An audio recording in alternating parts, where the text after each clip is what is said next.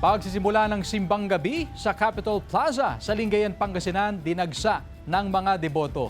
Nakatutok doon, live, si Jasmine Gabriel Galban. Jasmine?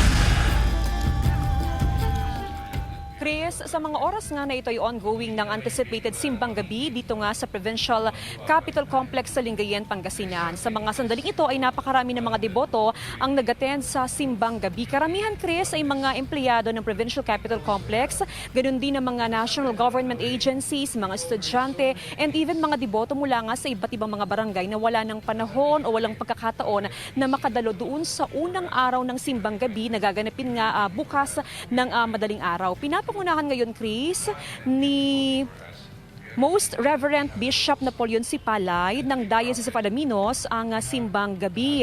At ang kanyang mensahe nga sa mga oras nga na ito ay dapat daw na malinaw. Malaman natin clearly kung ano yung mensahe ng ating Panginoong Diyos. At Chris, napaka-importante nga nitong simbang gabi para sa mga Kristiyano.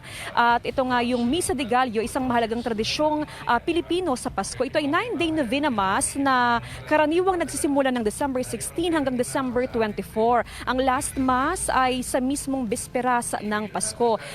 Banggitin ko na lamang din, Chris, yung schedule ng anticipated simbang gabi dito nga sa Lingayen, Pangasinan. Nag-start yan today, December 15 hanggang December 23 ng 5 p.m. habang sa December 24 naman ay 6 p.m. At syempre, Chris, kasabay ng mga simbang gabi o yung mga Misa de Gallo ang panawagan ng simbahang Katolika na syempre napakahalaga sa Kristiyano na malaman pa rin talaga yung tunay na diwa ng kapanganakan ni Jesus.